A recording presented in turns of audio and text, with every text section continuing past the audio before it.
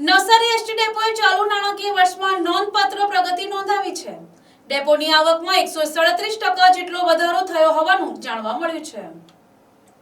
Navsari ST ડેપોએ ચાલુ નાણાકીય વર્ષમાં નોંધપાત્ર પ્રગતિ નોંધાવી છે. ડેપોની આવકમાં 137% જેટલો વધારો થયો હોવાનું જાણવા મળ્યું છે. ગત વર્ષ 2024-25 દરમિયાન નવસારી એસટી ડેપોની અંદાજે 35 લાખ રૂપિયાની આવક થઈ હતી, જ્યારે ચાલુ વર્ષ 2025-26 દરમિયાન અત્યાર સુધીમાં 85 લાખ રૂપિયાની આવક નોંધાઈ છે. આ આવક વધારાનું મુખ્ય કારણ એસટી વિભાગ દ્વારા આપવામાં આવતી વિશેષ બસ સેવાઓ તથા જનતા દ્વારા વધતી ઉપયોગિતા હોવાનું જણાવવામાં આવી રહ્યું છે. નવસારી એસટી ડેપો દ્વારા લગ્ન પ્રસંગો, સામાજિક કાર્યક્રમો તેમજ અશુભ પ્રસંગોમાં બસો નજીવા ભાડે ઉપલબ્ધ કરાવવામાં આવે છે, જેના કારણે સામાન્ય જનતા માટે સરળ અને સસ્તી પરિવહન સેવા મળી રહે છે. આ સુવિધાનો લાભ મોટા પ્રમાણમાં લોકો લઈ રહ્યા છે, જેના પરિણામે એસટી ડેપોની આવકમાં પણ નોંધપાત્ર વધારો થયો છે. બસ મેળવવા ઈચ્છતા અરજદારે કાર્યક્રમથી ઓછામાં ઓછા 15 દિવસ અગાઉ નક્કી કરેલા ફોર્મ ભરીને અરજી કરવી ફરજિયાત છે. સમયસર અરજી કરવામાં આવે તો જરૂરિયાત મુજબ બસ ઉપલબ્ધ કરાવવામાં આવે છે.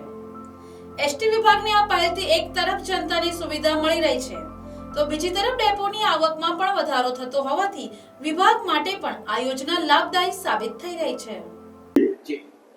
ગુજરાત એસટી નિગમ રોજિંદા પ્રવાસીઓ, નોકરિયાત વર્ગ, ધાર્મિક યાત્રાળુઓ, વિદ્યાર્થીઓને પરિવહન સેવા પૂરી પાડે છે.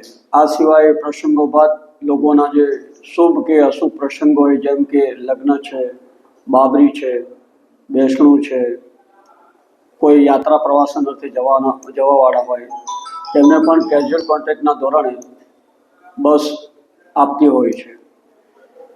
ગત નાણાકીય વર્ષ 2024-25 એપ્રિલથી નવેમ્બર દરમિયાન આ કેઝ્યુઅલ કોન્ટ્રાક્ટના માધ્યમથી નવસારી ડેપોને 35 લાખ આવક થયેલ હતી, જેની સરખામણીએ ચાલુ વર્ષ 2025-26માં એપ્રિલ 2025થી નવેમ્બર 25 સુધીમાં 85 લાખ જેટલી આવક નોંધાયેલ છે, જે 137%નો ઉછાળો નોંધાયેલ છે.